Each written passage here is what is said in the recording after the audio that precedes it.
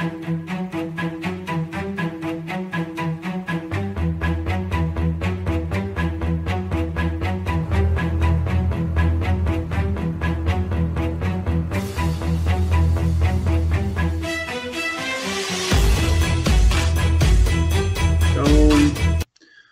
a todos, sejam bem-vindos então à nossa quinta reunião do NPP-LOGI, que é o Núcleo de Pesquisa em Produção, Logística e Inovação do Programa de Mestrado Profissional aqui da Univale, do PMPGIL.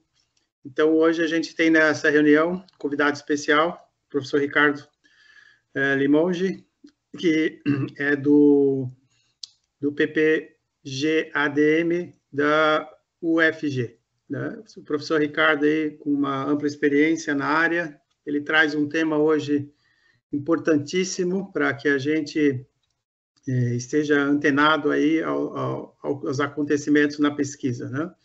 Então, professor Ricardo, agradeço a sua disponibilidade por estar participando aqui com a gente nesse nosso evento. Eu acredito que será realmente um sucesso, né? Já sou seu seguidor aí, já lhe acompanho há bastante tempo, então gostaria de lhe dar as boas-vindas, né? E também de lhe entregar agora a palavra para que o senhor possa nos brindar aí com o seu conhecimento e possa nos ajudar aqui, tá? Então, só queria deixar claro aí para os participantes que as perguntas podem ser enviadas aqui pelo chat e a gente pode, o professor aqui, Ricardo, ele gosta de que a gente possa interromper se tiver alguma dúvida, né? Então, por favor, vocês vão colocando ali que eu vou fazendo essa mediação aqui com ele. André, tu pode fazer essa questão de acompanhar ali o pessoal que está entrando e aí dar o ok ali, liberando a entrada, tá? Que vai pode deixar. Okay. Pode deixar. Então, professor Ricardo, boa noite, então, ao senhor. Muito obrigado e vamos lá. Deixa eu só compartilhar minha tela aqui, que aí eu já começo. Ok. Estão vendo a minha tela? Sim. Então, beleza. Bem, então, formalmente, muito boa noite para todos vocês. Inicialmente, agradecer bastante o convite aqui do professor Luiz pela oportunidade de poder conversar com vocês um pouquinho sobre a perspectiva de inteligência artificial. Basicamente, como é que eu organizei aqui para a gente poder bater um papo, tá? Eu vou contar um pouquinho uma perspectiva, tanto uma lógica um pouco mais editorial e também um pouco mais ligado à perspectiva também de uso, né, para fazer uma reflexão, obviamente aqui dentro do grupo de pesquisa, tanto professores e obviamente pesquisadores de maneira geral, e também obviamente em diferentes níveis de carreira, de estágios ali, possam de fato discutir e tentar levar algumas contribuições nesse sentido. Na sequência, vou passar com vocês ali basicamente 3 plataformas que eu acho que consegue ficar uma parte mais prática para vocês poderem usar. Falar um pouquinho como que eu tenho usado o notebook LM, que é uma IA do Google para fazer pesquisa, mostrar para vocês como é que eu tenho colocado isso. Depois eu vou mostrar para vocês uma lógica, né, de funcionamento do SciSpace, que é uma das mais antigas que nós temos hoje, em inteligência artificial, e depois mostrar uma lógica que tem por trás também da Consensus. Claro que, de maneira nenhuma, meu objetivo é esgotar o tema ou também as ferramentas, mas, de fato, dar uma visão geral de como que o assunto hoje de inteligência artificial está começando a ser trabalhado, tá? E só reforçando o que o professor Luiz gentilmente mencionou com vocês, à medida que eu estiver conversando, fiquem super à vontade para me interromper. Quanto mais vocês tragam, né, as dúvidas de vocês, eu consigo alinhar o que eu vou estar falando aqui, e aí, obviamente, fica mais fácil de que a minha contribuição aqui seja mais relevante para vocês, tá bom? Bem, inicialmente, pessoal, só para me colocar à disposição de vocês, como o professor Luiz falou, eu tenho basicamente concentrado a divulgar tudo que eu tenho feito nessa perspectiva de inteligência artificial no Instagram, e como professor, acho que os colegas que estão aqui, o professor Rosseto está aqui, o professor Jailson também, então, o professor Taboada também. Então, assim, fiquem super à vontade, à medida que vocês estiverem estudando e ficar com alguma dúvida, puder ajudar, fiquem super à vontade para acessar. Estou bem contente, assim, com o resultado e com a oportunidade de interação com a comunidade, não só dentro da área de administração, mas em público de diferentes perspectivas, desde falar com o pessoal da área de medicina, da área de enfermagem. Hoje eu estava falando com o pessoal da área de agronomia, então é bacana verificar realmente a inteligência artificial perpassando aí, obviamente, por todas as perspectivas. Então, à medida que vocês estiverem estudando, eu puder ajudar também. E, obviamente, eu convido todos vocês, obviamente, pela qualidade aqui da universidade, pela qualidade do grupo, tendo bons trabalhos também para encaminhar para a BAR, que é a Brazilian Administration Review, que é a revista que eu estou como editor-chefe desde maio desse ano. Nós estamos, obviamente, sempre abertos ali a bons trabalhos, a uma série de, digamos, novidades que vão ser implementadas a partir do próximo ano aí. Então, fiquem super à vontade também. Obviamente, convido vocês para conhecerem um pouquinho mais o trabalho que a BAR tem desenvolvido. Só para vocês terem uma ideia, a BAR está fazendo 20 anos agora, no final do ano. Então, realmente, como periódico científico, tem dado uma grande contribuição. Bem, vou tentar comentar com vocês aqui um pouco sobre uma perspectiva de novo pesquisador. Vou trazer alguns contrapontos. Obviamente, não dá para deixar de falar numa perspectiva mais ética do processo. Depois, como é que efetivamente a IA tem sido usada em pesquisa científica. Como eu falei, mostrar basicamente as ferramentas para poder aumentar o portfólio de vocês. Acredito que muitos de vocês, se não estiverem de fato, né, usando a inteligência artificial no dia a dia, já estão por perto disso. Então, a ideia é mostrar alguns caminhos. E, obviamente, a provocação de vocês aí para que nós possamos, de fato, ir discutindo, tá? Bem, grande parte do que eu tenho feito, assim, não, digamos, só na produção científica, eu tenho escrito algumas pensadas, algumas coisas com os colegas. No próximo dia 6 agora, eu vou estar em São Paulo conduzindo um painel na ABEC, Associação Brasileira de Editores Científicos, e estou fazendo bastante bibliometria para conseguir entender algumas coisas que em relação à ferramenta de IA. E aí eu estou juntando em umas nuvens de palavras para conseguir entender um pouquinho mais como é que de fato a área tem usado. Por quê? Dentre os pontos, né, que tem me preocupado em relação ao trabalhar de fato com inteligência artificial, é como que, infelizmente, nós estamos tendo na academia transparência do uso das ferramentas de IA. Isso me chama uma preocupação. Por quê? Ao meu ver, se existisse, né, por assim dizer, um grande momento, tá, para que nós possamos, de fato, ter uma cultura para o uso de IA, tem que ser agora. As ferramentas estão crescendo. Vou dar um exemplo para vocês que saiu há 6 horas atrás. Uma das plataformas que tem crescido muito hoje, principalmente na área de desenvolvimento, e é o concorrente direto do ChatGPT, é uma plataforma chamada de Cloud. Eu comentei com o professor Luiz, por isso que a gente teve que mudar um pouquinho. Eu estava em Uberlândia hoje, no aeroporto, eu estava lendo as notícias para passar o tempo. Tem uma plataforma chamada de Cloud, C-L-A-U-D-E, que é uma plataforma com algoritmo que faz páreo ali com o ChatGPT. E eles lançaram agora uma versão em que ele consegue simular e integrar toda a perspectiva computacional. E isso está borbulhando agora na internet, depois eu quero dar uma lida sobre isso, porque efetivamente nós vamos passar agora por um momento que obviamente vai exigir das pessoas, enquanto que estão de fato envolvidas aqui com inteligência artificial, o conhecimento para de fato operacionalizar. E isso eu vou amarrar com vocês, discutindo uma perspectiva, já me adiantando um pouco, que é um caminho que eu acho que todos nós, enquanto pesquisadores, deveríamos passar no kit de entrada no ambiente acadêmico, que é o letramento e inteligência artificial. Eu preciso saber o que faz, o que eu posso fazer, o que eu não posso, e eu tenho que ter conhecimentos aí, obviamente, técnicos ao longo do processo. Mas, dentre as informações, as palavras que mais estão saindo nos contextos que eu tenho analisado em algumas coisas, primeiro, a perspectiva ética. Eu vou trazer alguns casos para vocês, que basicamente estão preocupando, para vocês terem uma ideia, o número atualmente de artigos que estão sendo tirados do ar, que nós chamamos de retratar, na perspectiva científica, está aumentando. Para vocês terem uma ideia, há um mês e meio atrás, o pesquisador ganhou o Nobel de Medicina no ano de 2022, ele teve um artigo retratado, para vocês terem uma ideia. Nós estamos falando de um pesquisador que, obviamente, pelo conjunto da carreira, teve um artigo em que depois foram perguntar para ele, para vocês terem uma ideia, ele falou, não, realmente, tem um errinho ali, mas é só nas considerações finais, está tudo certo. Eu falei, caramba, se não é o jeito certo de fazer pesquisa, por que eu estou trazendo isso inicialmente para vocês? Algo que eu espero ao longo da nossa conversa, colocar para vocês 2 principais elementos, tá? O primeiro elemento, a inteligência artificial tem que ser meio e não fim. Eu não posso colocar a inteligência artificial como protagonista. Protagonistas somos nós, pesquisadores. O protagonismo é a contribuição de uma boa pesquisa. Por outro lado, a expectativa ao longo desse contexto também é que, obviamente, quanto mais de fato eu começar a trabalhar com inteligência artificial, eu tenho que saber aonde que eu estou levando esse processo, aonde que de fato eu estou gerando a contribuição. E aí a perspectiva ética começa a ser um grande problema. Algo que tem me chamado a atenção, por mais que também a minha formação é toda na área de administração, mas eu tenho lido cada vez mais conteúdos mais interdisciplinares. E a quantidade de editoriais que estão saindo tanto na Nature quanto na Science, falando muito de preocupação da relevância das pesquisas, mas também o processo ético. Tanto que, vou dar um exemplo para vocês, na própria ANPAD, né, Associação Nacional de Pós-Graduação em Pesquisa, eu tive a oportunidade de comandar um grupo de trabalho e nós estamos refazendo o Manual de Boas Práticas de Produção Científica.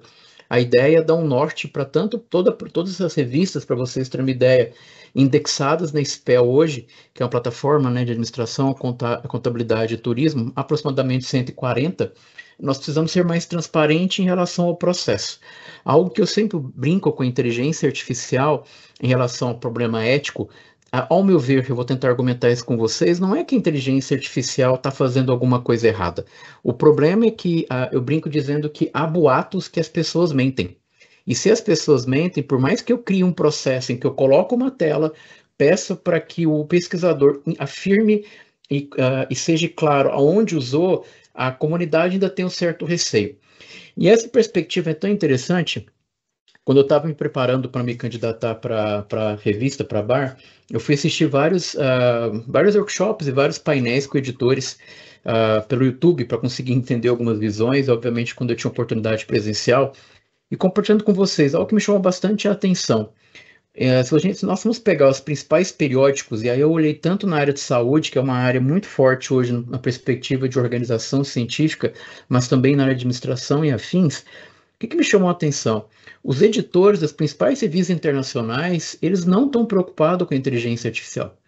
O que os editores internacionais estão preocupados é com uma boa pesquisa. Porque eles entendem que não adianta eu colocar efetivamente tudo na mão da IA, ela não vai conseguir entregar uma contribuição.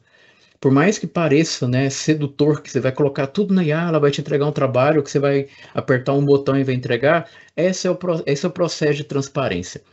Agora, claro que junto com isso eu tenho uma outra grande dimensão que é a perspectiva de ferramenta. Então, como eu argumentei, particularmente a inteligência artificial ela tem que ser meio e não fim.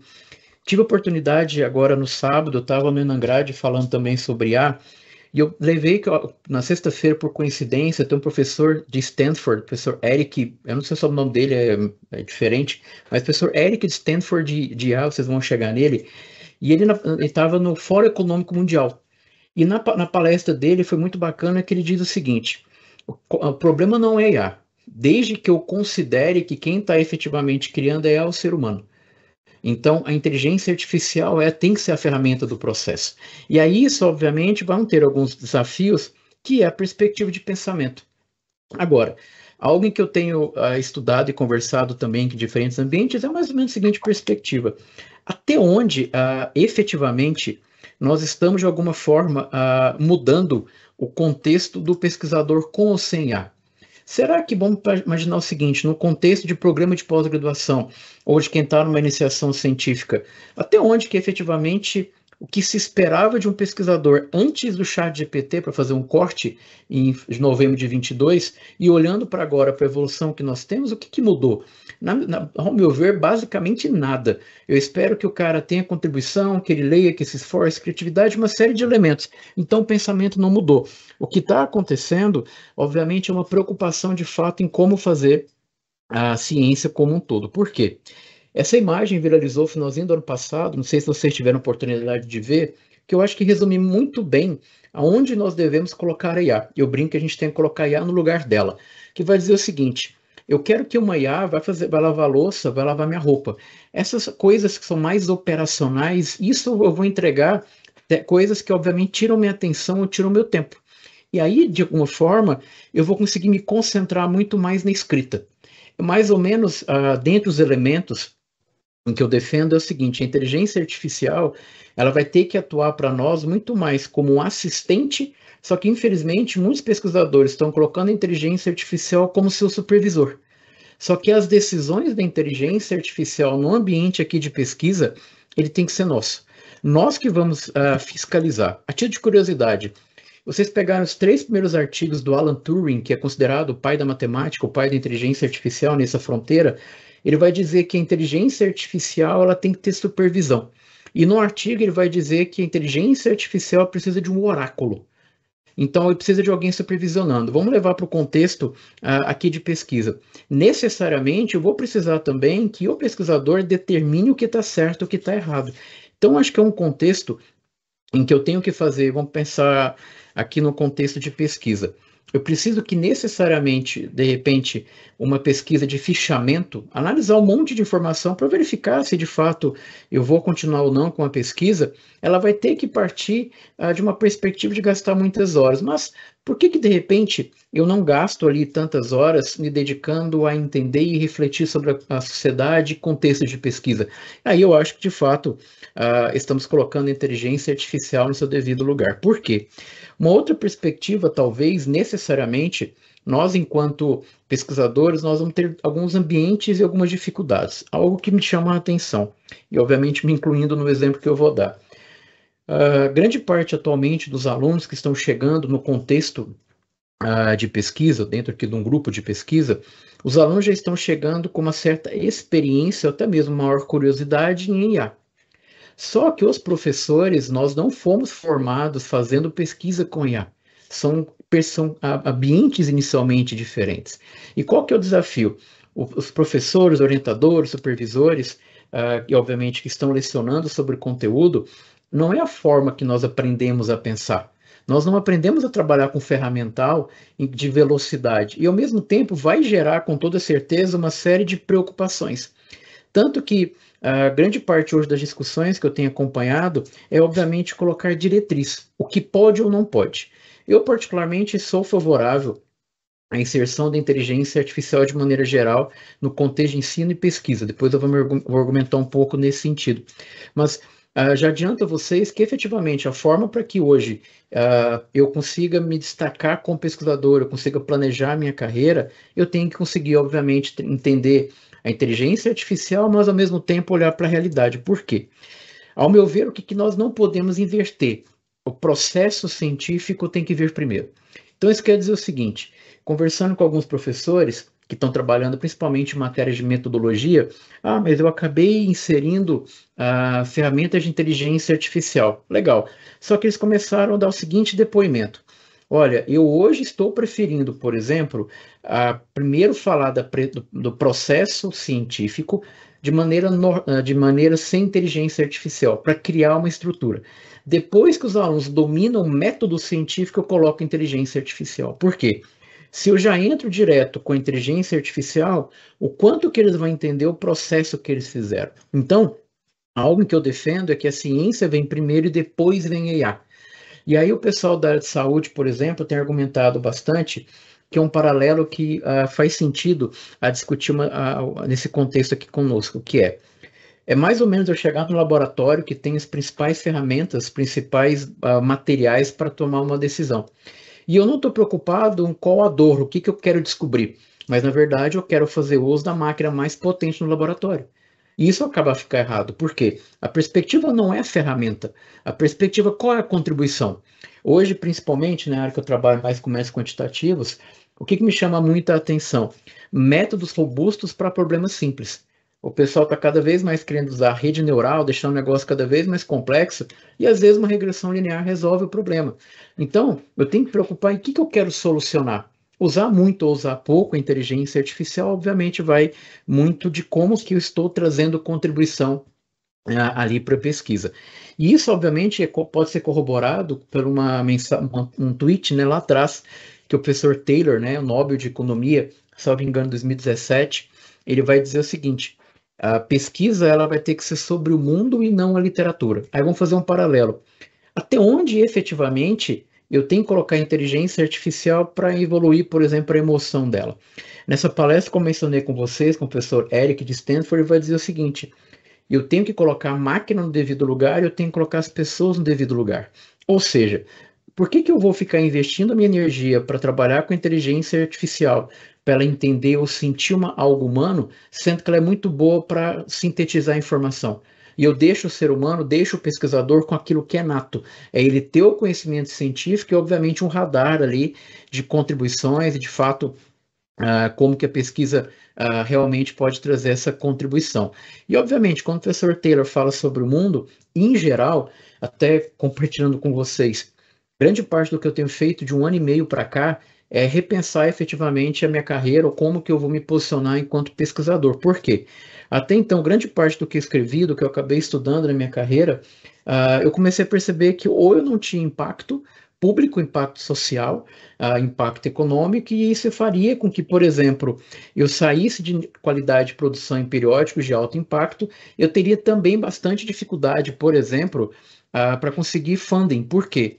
Se eu faço um trabalho de marketing, obviamente, salvo as exceções, que é a área que eu acabo concentrando mais nas produções, para identificar o que faz o consumidor comprar mais. Beleza, eu não vou conseguir financiamento. Agora, se de repente eu verificar como que eu consigo melhorar uma perspectiva de um consumidor, para que de fato ele tenha o melhor processo de tomar de decisão, isso melhore outros elementos, eu começo a melhorar. Vou dar um exemplo para vocês. Tem um doutorando, o Silver está fazendo um trabalho que é o seguinte: primeiro nós mapeamos, usando a IA no processo inteiro, nós levantamos aproximadamente 1.200 artigos que têm a palavra de inteligência artificial e têm níveis organizacionais. Nós fizemos um script no Python, a gente categorizou os artigos para conseguir descobrir aonde as principais recomendações estão, tanto no nível estratégico, tático e operacional. E nós percebemos que grande parte das recomendações, por exemplo, elas estão no nível estratégico. E aí nós tivemos a seguinte perspectiva: se eu tiro esse bloco de tentar gerar contribuição, como é que eu faço essa mesma informação chegar no tático e no operacional?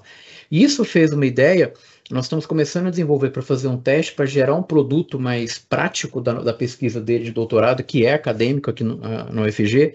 Nós estamos montando uma perspectiva de uma LLM, né, de uma inteligência artificial generativa, para ajudar a tomar de decisão de microempreendedor. Então, estou tentando levar todo o conhecimento que a gente tem na academia para ajudar no processo de decisão. Então, o que a gente está fazendo? Pegando o conhecimento que nós temos científico e levando isso, obviamente, para a ponta, para a prática. E aí, obviamente, você começa a chamar a atenção de pessoas, de empresas que querem dar informação e também, de alguma forma, esse posicionamento. Agora, tudo tem dois lados, né?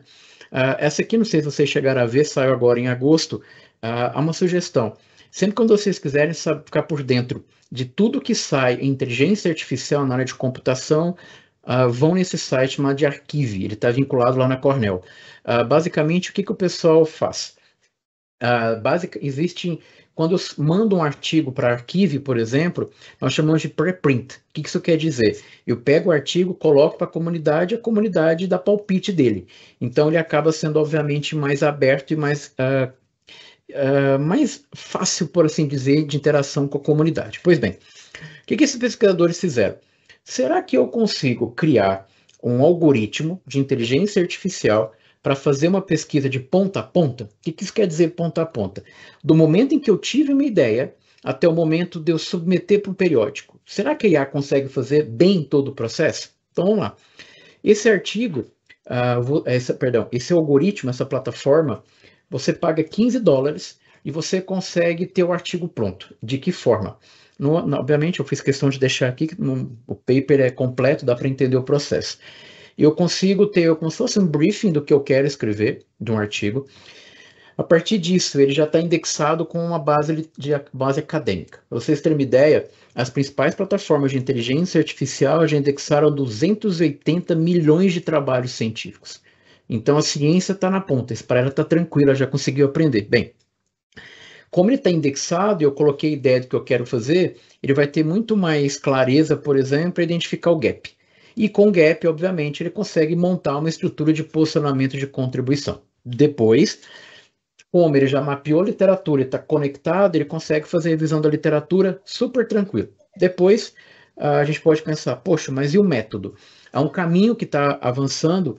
Inclusive, na edição anterior da Hack, tem uma pensada que eu escrevi com alguns colegas da área de marketing, que a gente está discutindo sobre perspectiva de survey, de coleta, mostrando que um caminho que a inteligência artificial vai ter é chamado de dado sintético.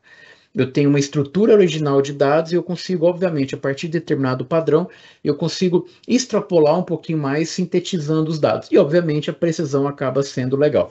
Chama Silicon Data, o nome, se vocês quiserem pesquisar depois na literatura. Pois bem, aqui ele vai conseguir trabalhar com a perspectiva de método e ele trabalha com dado sintético. Como ele está indexado com o dado dele também, ele consegue gerar o trabalho completo. Então, por $15, você consegue efetivamente escrever seu trabalho como um todo. Aí a reflexão seria no seguinte contexto: nossa, mas é um absurdo ter um negócio desse. Não, ao meu ver, é uma ferramenta. Se alguém de fato vai colocar a mão e entregar todo o processo e colocar o nome, aí o caminho é outro. Então, muitas vezes, a inteligência artificial está levando a culpa de processos ou de discussões em que, ao meu ver, ela não é tão culpada assim. Aqui é só um algoritmo. A inteligência artificial não tem ideia do fato que ela está fazendo. Por quê? Mais ou menos para tentar argumentar isso. A IA não sabe o que ela tem de problema para resolver. Quem vai dizer para ela em que efetivamente isso é um problema e ela precisa de uma solução é a inteligência artificial. Vou dar 2 conceitos que pode contribuir na minha discussão. Quando a gente começa a trabalhar, principalmente com a perspectiva de IA e entender um pouco a lógica do modelo, vão perceber que mais ou menos a principal discussão é a seguinte: eu preciso pensar no equilíbrio entre performance e o equilíbrio como a acurácia. Então, o que isso quer dizer? A performance e a velocidade, para ficar mais fácil o meu exemplo. Então, imagine o seguinte: eu vou usar uma inteligência artificial, por exemplo, e que vai demorar 10 minutos para me dar uma resposta. Provavelmente eu não vou usar, não vou ficar toda hora, imagina, 10 minutos para me dar uma resposta. Quanto mais rápido a inteligência artificial entrega, geralmente, pior, obviamente, é a qualidade da informação. Fazendo um paralelo com a mente humana. Quanto mais rápido eu falo, a chance de eu falar besteira é muito maior, porque eu não estou pensando antes de falar. Vou fazer um paralelo agora com a acurácia. Tecnicamente, quanto mais eu estou demorando ou estou falando mais estruturado, pensando na máquina, quanto mais ela está conseguindo testar vários algoritmos, testar várias relações, efetivamente ela tende a entregar uma informação maior. Tanto que o 4OI, que saiu agora recentemente do ChatGPT, ele vai demorar de 7 a 10 minutos para dar uma resposta. Porque aí ele vai testar, vai aumentar a acurácia e a performance vai cair. Ou é um termo, né, que se usa muito na administração, é um trade-off. Eu quero mais velocidade ou eu quero mais precisão? Novamente, a inteligência artificial, ela está treinada para te entregar uma resposta. Talvez você já tenha ouvido falar sobre alucinação, que está obviamente muito ligado a isso. Eu vou entregar qualquer coisa, se está certo ou não, um pesquisador que se vira e resolve isso. Então, em geral, a pergunta que o pessoal faz é a seguinte: qual que é a IA que eu devo usar para fazer alguma coisa? Só que, ao meu ver, a pergunta tinha que ser outra. A pergunta é: qual que é a IA que vai ajudar na minha pesquisa? Em qual estágio? Veja, eu saio de uma perspectiva em que o foco está na ferramenta e eu passo para uma outra perspectiva em que eu domino o estágio, o método científico e vou falar, bem, eu estou na etapa de identificar o estado da arte. Poxa, e eu sei estruturalmente, aprendi no meu curso que o estado da arte é composta de tais elementos. Bem, agora como é que a IA pode me ajudar a descobrir quais são os artigos seminais da minha área? Isso que eu acho que, de fato, nós devemos, enquanto pesquisador, de fato, usar, e, obviamente, ao mesmo tempo, está muito ligado a como que eu acho que deveria ser a cultura de inteligência artificial também aqui em pesquisa. Por quê? O que me preocupa, me chama muita atenção, quando ao ver o aumento de prompts, tá? Vamos imaginar que grande parte hoje das discussões dentro de algoritmos de inteligência artificial estão ligados no avanço do desenvolvimento homem-máquina. Então, vamos lá. Tecnicamente, um prompt, então, é uma interação. Eu dou um comando e ele me dá uma resposta. Bacana. Só que o que está acontecendo? Grande parte dessa interação, em sua grande maioria, eu não paro para entender o que está acontecendo. Se vocês jogarem por curiosidade no Instagram, qualquer outra informação, alguma coisa como prompt artigo científico, prompt testes, vão ver a quantidade de pessoas que estão dando prompt prontos. Só que o quanto que de fato isso está entregando? Por quê? Provavelmente vocês já devem ter ouvido a seguinte expressão: esse negócio de inteligência artificial não é para mim. Ou, esse negócio de inteligência artificial não funciona para as coisas que eu falo. Por quê? Eu posso ter a mesma ferramenta, eu posso ter o mesmo algoritmo, só que eu tenho que saber o que eu estou usando. E isso, obviamente, acaba tendo um grande impacto, que a lógica que eu vejo é a seguinte: enquanto eu não conseguir mostrar e convencer as pessoas de como funciona a inteligência artificial, eu obviamente vou estar entregando resultado que, obviamente, muitas vezes também pode estar errado. Por quê? O que nós precisamos enquanto pesquisador? Desenvolver uma habilidade de pesquisa para usar a ferramenta de IA. Aí eu volto à minha pergunta. Infelizmente, o que acaba acontecendo, em sua grande maioria, eu estou treinando as pessoas para usar a ferramenta. Quando troca a versão, a pessoa buga, fala, caramba, e agora? Mudou o botão. Por isso que nessas horas de trabalhar com inteligência artificial, eu sempre recomendo em que eu tenho que dar um passo atrás, entender a ferramenta e depois usar a ferramenta. Por exemplo, quem gosta mais de tecnologia, vai perceber que nas plataformas tem geralmente um botão chamado de Discord, que é uma plataforma que o pessoal discute bastante tecnologia. Mas é mais curiosidade mesmo. Antes de eu, de fato, usar uma plataforma, tanto que no Instagram eu não falo de muitas, mas eu faço questão de parar e entender o algoritmo. Depois que eu entendo como é que ela funciona, por que eu apertei e faz tal coisa, eu me sinto mais seguro em usar. Por quê? Lendo esses dias um livro um pouquinho fora do contexto, eu cheguei nesse cara chamado Tudor Jones, que é um gestor de private equity, né, de fundo de capital, em que ele escreveu uma coisa que eu acho que faz sentido, que é o seguinte: bem, vamos fazer um contexto de pesquisa. Nem o homem vai ser melhor que a máquina consegue processar muito mais coisa. Tecnicamente, a máquina consegue, não cansa, e cognitivamente chega uma hora em que eu já não aguento mais olhar para alguma coisa. Só que nenhuma máquina vai ser melhor do que o homem com a máquina. Pensando o seguinte, eu sozinho alguma coisa, mas quando eu entendo alguma coisa e uso a IA como meu aliado, obviamente isso vai fazer mais sentido. Fazendo um paralelo. O pessoal da área de trabalho com pessoas, recrutamento e tal, eu estava lendo algumas coisas, o que eles estão indicando? A perspectiva hoje é a minha preocupação para que eu me mantenha de alguma forma mais inserido no mercado de trabalho, eu tenho que me preocupar não com a inteligência artificial. Eu tenho que me preocupar com as pessoas que estão usando inteligência artificial melhor do que eu. Porque tecnicamente a IA está acessível para todo mundo. E então, de alguma forma, como usando a IA, obviamente eu consigo estar no comando e entregar alguma coisa diferente. Então, efetivamente, usar a inteligência artificial vai nos tornar competitivo, mas, e aí tem um desafio. Hoje, infelizmente, poucas instituições a que eu estou vinculado passam, obviamente, nesse contexto, nós não temos acesso a assinaturas de IA. Enquanto em grandes instituições que têm um capital, um funding maior para o processo, a galera está em tudo quanto é assinatura no processo.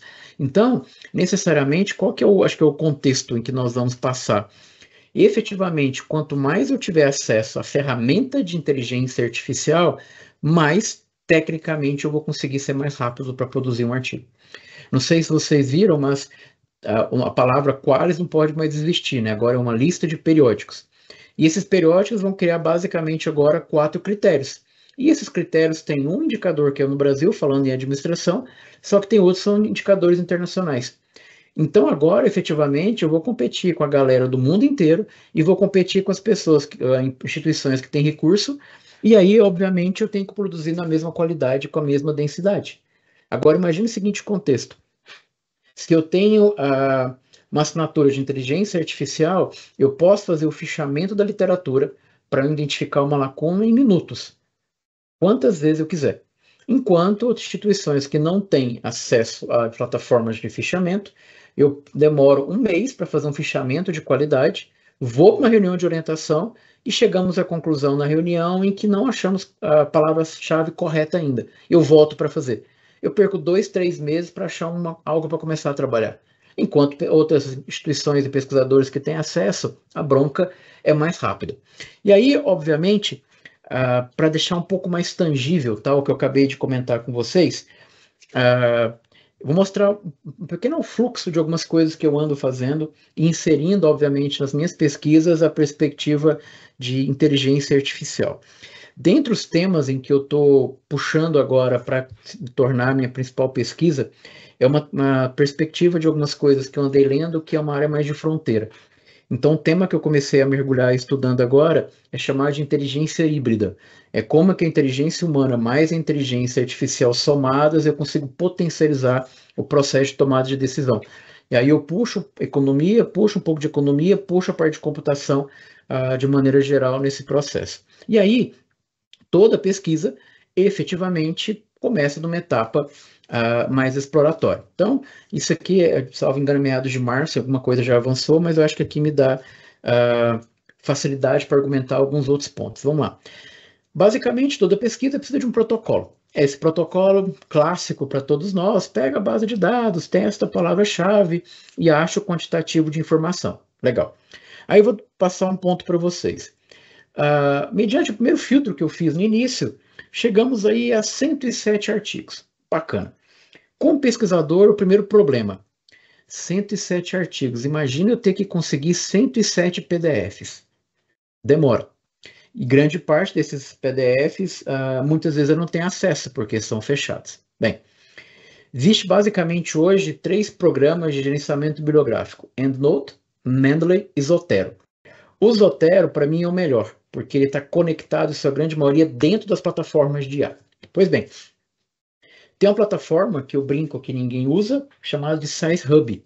A gente não pode falar dela, mas existe uma plataforma que você consegue pegar arquivos aí, artigos de maneira ilimitada e gratuita. Pois bem, existe um plugin dentro do Zotero que você coloca o SciHub lá dentro.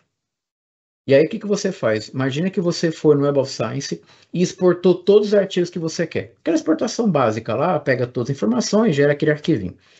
Quando você coloca isso dentro do Zotero e ativa o plugin do SciHub, ele vai lá e traz para você os artigos em questão de minutos. Então não precisa ficar sofrendo baixando 107 artigos. Então, bem, então eu já criei uma estrutura e eu não preciso ir atrás. Eu vou fazer os algoritmos trazer as informações para mim. Então, partindo de um princípio em que eu tinha 107 artigos, o que era a minha estratégia? E eu preciso saber agora, eu quero criar uma estrutura para conseguir identificar, por exemplo, eu preciso de uma ferramenta que leia os artigos e de alguma forma faça uma catalogar para mim. Olha só. Essa plataforma chamada de Scholarly, o que ela faz? Ela vai ler o artigo e ela vai tirar várias informações e colocar em colunas. Então, imagina o seguinte, é como se ela já soubesse uma estrutura de onde estão os pontos principais do artigo, lembrando que num guarda-chuva eu tenho inteligência artificial, depois eu tenho machine learning. Machine learning trabalha com repetição, aprendizado. Tira, coloca, vai dando mais informação. Pois bem, então, a partir dos 107 artigos que eu comecei a trabalhar, qual foi o outro ponto? Eu precisava que ele fosse no texto, arrancasse as informações e eu conseguisse percebê-la de maneira visual, para que eu tivesse as palavras. Pois bem, em questão de alguns minutos, ele gera um arquivo no Excel mais ou menos como isso aqui. Cada coluna é uma categoria, uma informação do artigo, e cada linha é um artigo. Não sei se, obviamente, está bem pequeno, mas onde eu deixei o mouse marcado aqui, onde eu estou passando o mouse, é uma coluna, por exemplo, de conclusão, depois eu tenho limitação e depois eu tenho trabalho futuro. Pois bem, algo que eu sempre brinco, que eu falo publicamente, é eu tenho total inabilidade com o método qualitativo. Total inabilidade. Só que, como pesquisador, nós temos que, isso eu tenho falado muito para o pessoal aqui, meus alunos, nós temos que ser bom em método. Porque o que começa a perceber? Quanto mais eu tento direcionar meu problema para o meu método, mais eu enfraqueço a contribuição do meu trabalho. Eu tenho que focar na contribuição. E se eu não sei o método, eu vou atrás de alguém para fazer uma parceria e vou conseguir resolver o meu problema da melhor forma. Pois bem, falei, bem, eu preciso estudar método qualitativo, porque eu preciso ser um pesquisador melhor. Só que, obviamente, eu fui estudar método qualitativo da minha zona de conforto, quando envolve programação. Então, eu fui estudar método qualitativo por meio do Iramutec, em que eu uso dentro do R. E aí, o que eu fiz? Eu falei, bem, eu quero aprender qualitativo, e lá eu fui estudar a questão de categoria, uma série de organizações, e pensei, bem, eu tenho uma coluna em que eu tenho todas as limitações da literatura sobre o meu tema. E se eu trabalho com a perspectiva qual, ela trabalha com categoria, várias repetições, eu consigo entender o contexto. Como é que eu argumentei o paper que eu vou apresentar dentro de algumas semanas? Eu argumentei a lacuna do meu trabalho fazendo uma lógica qualitativa a partir das limitações do que eu achei na literatura. Então, a minha lacuna vem a partir de um método e eu consigo mapear a literatura e dizer efetivamente por que isso de fato é uma lacuna. Por quê? Grande parte das críticas centrais que os revisores colocam é: lacuna não é porque ninguém nunca fez. Tem que mostrar por que ninguém nunca fez. E aqui eu tenho a literatura e tenho tudo catalogado e organizado. Agora, por isso eu consegui identificar a lacuna, mas vamos lá. 107 artigos ainda é muita coisa para ler. Aí eu preciso agora identificar quais são os artigos iniciais que eu vou parar e ler. Então vamos lá. Essa plataforma chamada de Litmaps é uma plataforma que trabalha com a perspectiva visual. Então, basicamente, o que eu consigo fazer? Ele vai ter o algoritmo por trás, mais ou menos para ficar fácil. Imagine que eu tenho um cluster, artigo 1 e artigo 2. Se no artigo 1 tem uma referência e no artigo 2 tem a mesma, eu aproximo os artigos. Artigo 1 com artigo 3. Se esse artigo tem uma referência e esse não tem, eu afasto ele. Então, o que eu vou fazer? Visualmente, eu vou descobrir como que os meus artigos estão relacionados. Vai ficar mais fácil de eu, por exemplo, identificar o contexto, até certo ponto, a aplicabilidade. Pois bem, eles geram algo mais ou menos como isso aqui. Qual que é a interpretação? Se vocês olharem, eu tenho basicamente no topo dois lados. O esquerdo é um artigo de 2010. E vocês podem ver que ele não está relacionado com ninguém, ele está isolado. Ótimo. Eu já posso entender que esse artigo está fora. Esse artigo não teve impacto, ele não tem relação com o que eu estou estudando, então está fora da jogada. Agora, se eu olho para o lado, tem um artigo ali de 2019 e ele tem essas relações com a parte de baixo. E, obviamente, essas relações com a parte de baixo, se vocês verificarem, ele tem dois blocos. Então, eu tenho o principal e eu tenho os dois. O que isso quer dizer? Para começar a estudar, se eu pegar essa parte que está do lado direito, há uma relação. E, obviamente, existem contribuições entre eles. É como se, de alguma forma, o de 2019 fosse seminal, porque vocês vão perceber que numa lógica mais no eixo Y aqui, obviamente, ele tem o mais novo, o mais antigo e depois os mais novos, e eu consigo entender agora quais artigos eu vou parar e vou ler. Então, por mais que eu tenha mapeado e feito a seleção de 107 e eu quero explorar a área, eu não quero chegar ali 107 artigos e falar, caramba, se eu tivesse lido 20, eu teria mapeado muito bem a área. Não é esse o meu foco. E aí, basicamente, um ponto que é importante é, nós temos hoje, efetivamente, inteligência artificial para fazer literalmente qualquer etapa do processo científico. Para vocês terem uma ideia, lendo, isso aí tem a primeira editorial, quando eu assumi a Bayer, eu falo um pouco disso, mas eu estou preparando algumas coisas complementares. Como que eu acho que nós devemos usar a IA em pesquisa? Primeiro, a IA tem que ser estrutura e não conteúdo. Então, eu estou entendendo uma área, eu gostaria que ele me desse uma proposta de um sumário. Aí está certo. Agora, eu não posso pedir para que, além dele montar o meu sumário, ele escreva as minhas sessões. Aí está errado o uso da IA. A IA é meio e não fim. O que as revistas, né, os editores estão recomendando? Você pode melhorar o texto, mas você não pode criar nada com a inteligência artificial. Então, ela é estrutura e não conteúdo. Outra perspectiva, ao mesmo tempo em que a IA ela não é algo que parece que não existe, mas ela também não é tudo isso como estão dizendo agora. Então, eu tenho que entender que ela não é uma utopia, mas também não é uma distopia. Então, efetivamente, eu tenho que colocar a IA no devido lugar. Outra perspectiva que eu tinha mencionado com vocês mais atrás, eu preciso entender que o dono da pesquisa sou eu. Então, a IA não está falando o que eu vou fazer. A IA é minha assistente. Então, efetivamente, a IA ela não tem experiência. Eu vou dizer para ela aonde ela está acertando, aonde ela está errando. E, claro, a perspectiva do próprio pensamento crítico. Será que eu recebi está correto? Será que eu recebi não está correto? E aí, para um ponto que também geralmente me perguntam, que eu acho interessante mencionar. Esse artigo que é de 2023, os pesquisadores fizeram testes de algoritmo com 37 idiomas para descobrir, será que quando eu faço pesquisa em inglês, eu tenho resultados melhores? Esse estudo pegou 37 idiomas e classificou uma série de tarefas entre fácil, médio e complicado. E ali, como está no resultado, vocês vão perceber, o inglês é o melhor resultado que eu tenho para inteligência artificial. Por que eu estou dizendo isso para vocês? A língua mãe, por assim dizer, da ciência é o inglês. Se nós quisermos, de fato, ter melhores resultados, eu preciso pesquisar em inglês. Mas eu não sei inglês. Tranquilo. Use o próprio ChatGPT para traduzir. Mas vocês vão perceber que perguntar em inglês gera resultados melhores. E isso, obviamente, para pesquisa, a argumentação faz sentido. Por quê? Se eu pergunto em inglês, ele vai na base de um texto que está em inglês e devolve o resultado. Se eu pergunto em português, ele vai ter que traduzir. Depois que ele traduz, ele vai para o inglês para descobrir o que é. Aí ele faz o processo inverso. Então, a chance dele errar aí, obviamente, acaba sendo muito maior também, tá bom? Outro aspecto aqui também que vale a pena é o seguinte: provavelmente, quanto mais, obviamente, eu leio, mais eu aprendo. Só que o que acontece muito enquanto pesquisador? Muitas vezes nós vamos gastar muitas horas lendo muitos artigos e, na verdade, 2 vão poder ajudar e entrar no texto. Então, vamos lá. O segredo que eu acho que todo mundo tem enquanto pesquisador. Provavelmente, né, já confessando que eu tenho também, eu tenho uma pastinha no computador em que eu chamo assim, artigos para ler, ou artigos importantes. E aí você vai pegando, você vai jogando coisa lá, e depois você tem medo de abrir a pasta, porque vai ter tanto arquivo lá que você fala, não, um dia eu vou organizar. Qual que é a estratégia da IA? Cognitivamente, se eu parar para uma pasta dessa, ler 100, 200 artigos, eu não vou aprender nada, eu vou cansar. Agora, por que eu não estabeleço critérios para a inteligência artificial selecionar os melhores artigos e depois eu leio realmente os melhores para a minha área?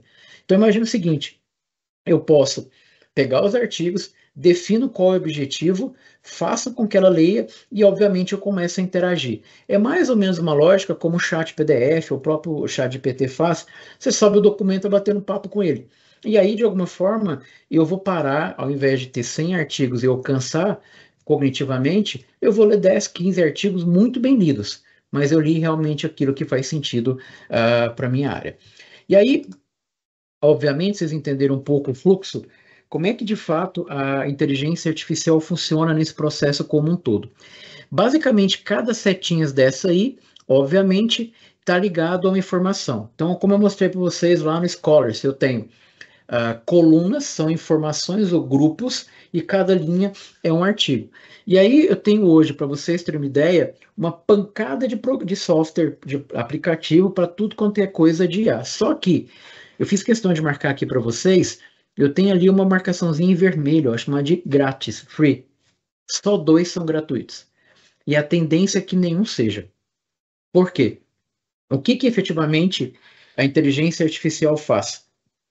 Ela gasta processamento. Imagina pesquisadores do mundo inteiro fazendo requisição. Alguém tem que pagar a conta do processamento.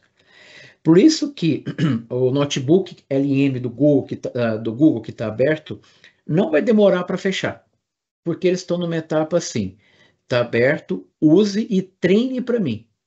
Depois que o modelo ficar bom comercialmente, ele fecha, quem quiser vai pagar. Vocês pegaram Elicit, por exemplo, primeiro do lado esquerdo, fez isso. Aberta, tirava problema de pesquisa, gerava conceito, era uma maravilha. Um belo de um dia ele fecha e fala, a partir de agora são X dólares por mês. E não adianta, alguém tem que pagar essa conta. Agora, dentre os conceitos que existe na literatura para inteligência artificial, o conceito que eu vou colocar para vocês é: inteligência artificial é uma automação de tarefa. Então, bem, aquilo que eu demoraria muito, ele vem e faz para mim. Então, criei 3 dimensões aqui, obviamente tem umas coisas por trás, mas fica mais didático aqui. A primeira dimensão é pesquisa na literatura, em que eu vou identificar, extrair ou sumarizar a informação. A Elicit hoje é a plataforma que tem o melhor algoritmo de linguagem de processamento natural. A chance de errar é muito baixa. Então, exemplo, você que está querendo fazer uma sessão teórica, uma sessão de método, e você quer artigos que fizeram aquilo, artigos que usaram tal método e artigos que usaram tais variáveis, ele consegue extrair isso com o maior nível de precisão que você possa imaginar. Que é aquela tabelinha que a gente põe no final do referencial teórico na seção de método. Ela consegue fazer isso com precisão. O Seaside Space era uma plataforma totalmente aberta. Agora, eles subiram um pouquinho o preço porque estão colocando vários serviços lá dentro. E eu vou mostrar alguns depois para vocês, mas ela tem melhorado bastante. O Scholars eu mostrei.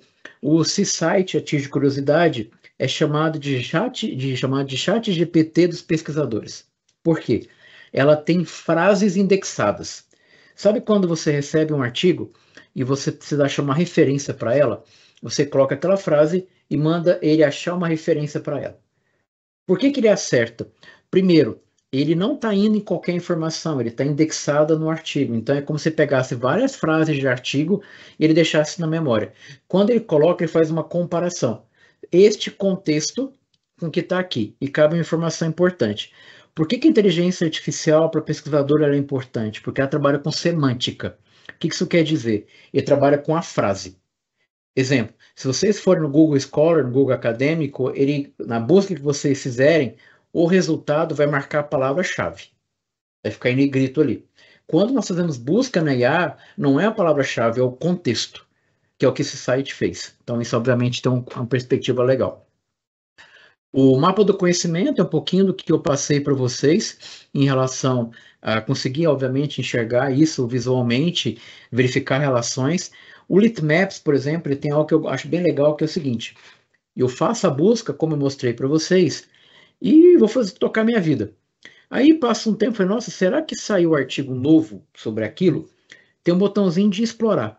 Quando eu aperto aquele botão, ele está conectado com as bases científicas. Então ele traz para mim, coloca em cores diferentes, novos artigos daquela relação. Então não precisa ficar sofrendo e dar atrás. A plataforma traz isso aí também. E a perspectiva de escrita, hoje, grande parte das revistas internacionais, por exemplo, a gente está implementando isso aqui também na BAR e na Hack, agora nós vamos ter que ser transparente. Terminou tua referência, dá um Enter e escreve aonde você usou IA. Eu usei IA para melhorar meu texto, usei ChatGPT para reorganizar a fluência de texto. Não tem problema. O foco é, seja claro e transparente aonde de fato foi usado. Por quê? Tem uma revista que eu conheço dentro da Wiley, aquela editora. Você pode pegar o teu artigo, usar o PaperPal, que eles têm um convênio, e faz basicamente o processo como se você tivesse contratado um revisor. Ele vai ser aquelas marcaçõezinhas ao lado. Você manda esse arquivo para o editor e está tudo certo. Porque ele sabe que ele passou por um algoritmo treinado exatamente para aquilo. Ponto importante. Sempre que possível, evitem ao máximo usar o ChatGPT para pesquisa científica. Por quê? O ChatGPT não foi treinado pela ciência. Ele foi treinado com muito tipo de conteúdo.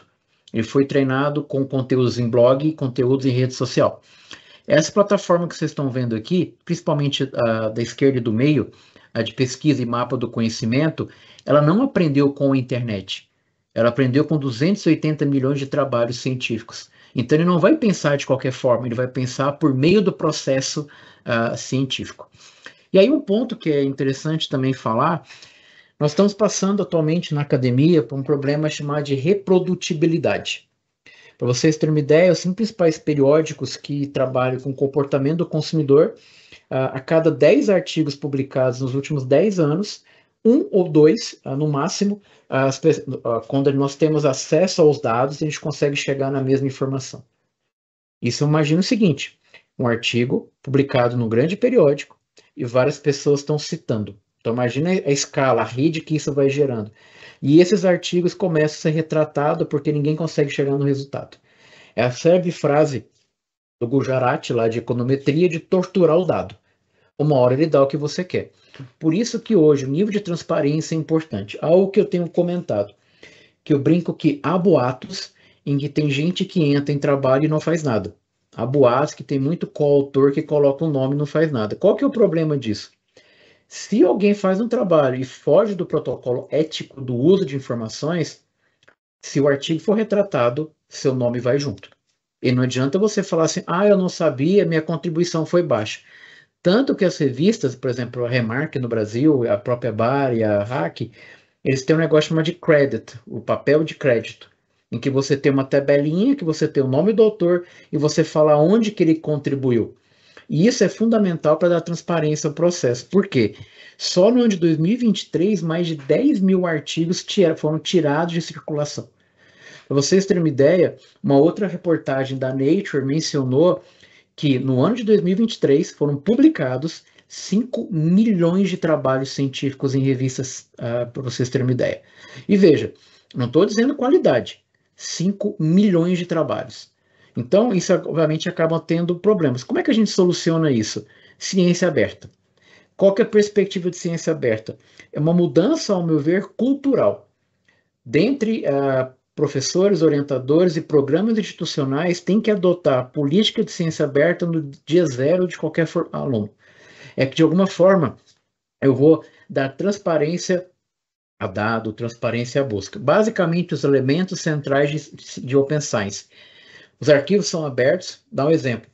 Quando você quiser pegar um arquivo na internet, um artigo, e tiver aquele cadeadinho, geralmente na cor amarela, fechada, quer dizer que você tem que pagar aquilo lá para ter acesso. Ou você vai por meio de uma assinatura da CAPES para conseguir chegar. Ou aquele cadeadinho aberto você consegue ter acesso. Vamos fazer um paralelo para a inteligência artificial. Cadeado fechado, a IA não aprende. Cadeado aberto, ela consegue aprender. Então, quanto mais o conhecimento está fechado, obviamente, menos a máquina consegue aprender com o processo e, obviamente, ter mais credibilidade também. Outra perspectiva também são dados abertos.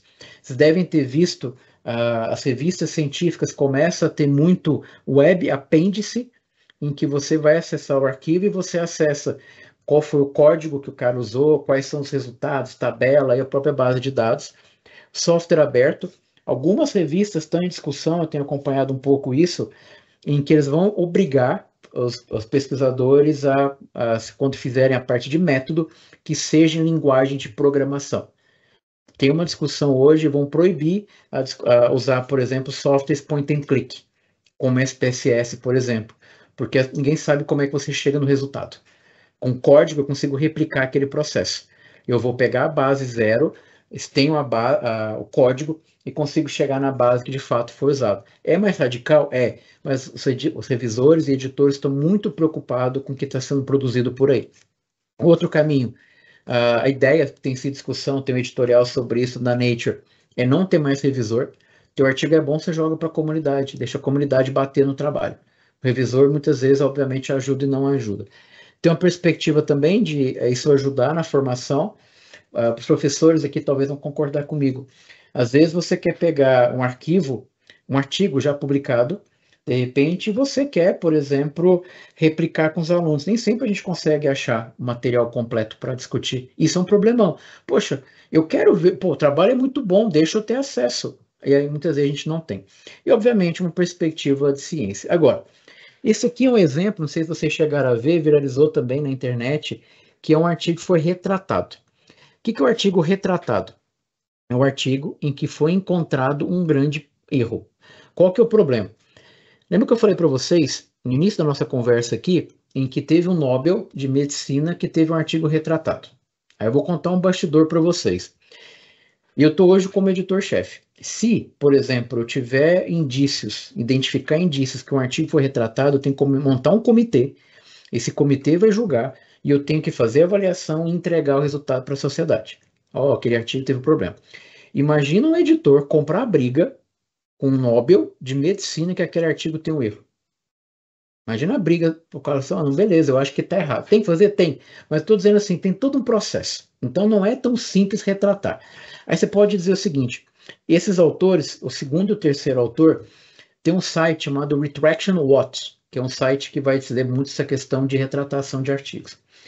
Eu fiquei interessado, falei, cara, mas não é possível que esses caras fizeram, vocês vão entender o quê? Pra vocês terem uma ideia, como eu falo que a IA, às vezes, ganha culpa que não é dela. O segundo e o terceiro autores, eles tiveram um problema nessa revista e em uma outra revista ao mesmo tempo. O que eles fizeram? Além deles mostrarem o erro, além deles fazerem errado, como vou mostrar para vocês, eles mandaram o mesmo artigo para duas revistas ao mesmo tempo.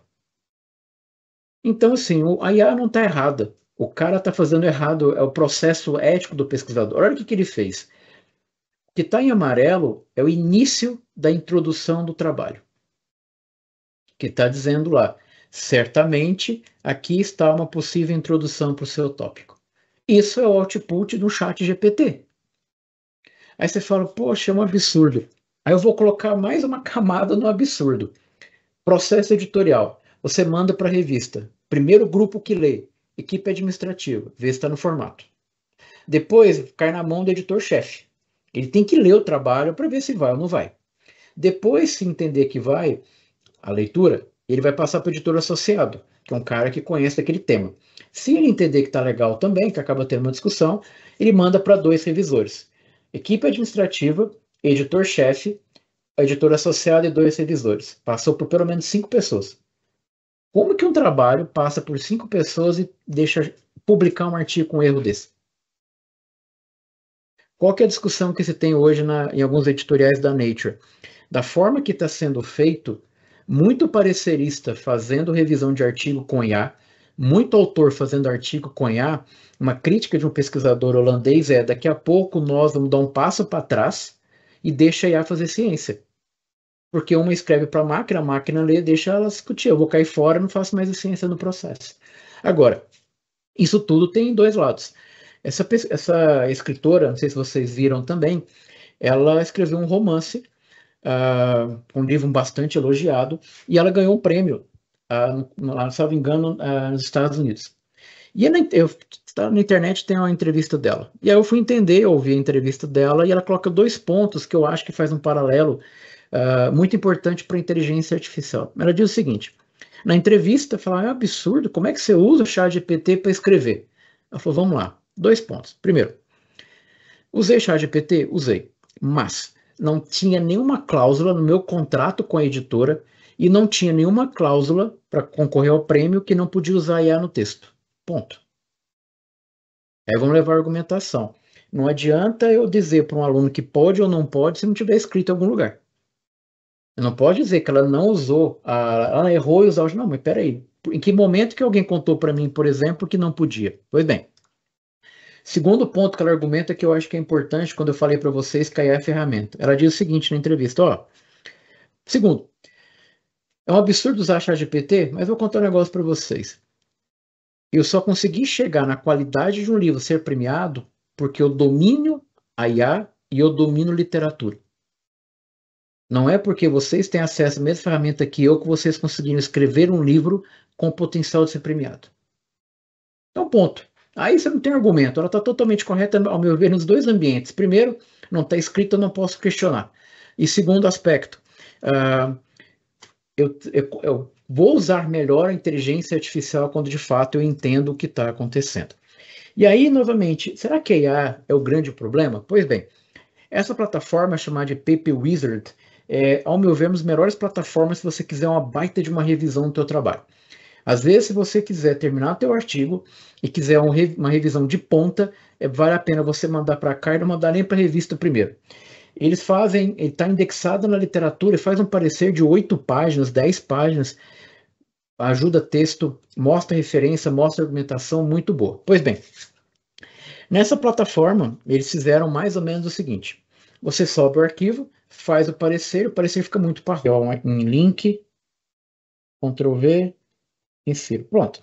Aí é só para mostrar para vocês uma visão geral.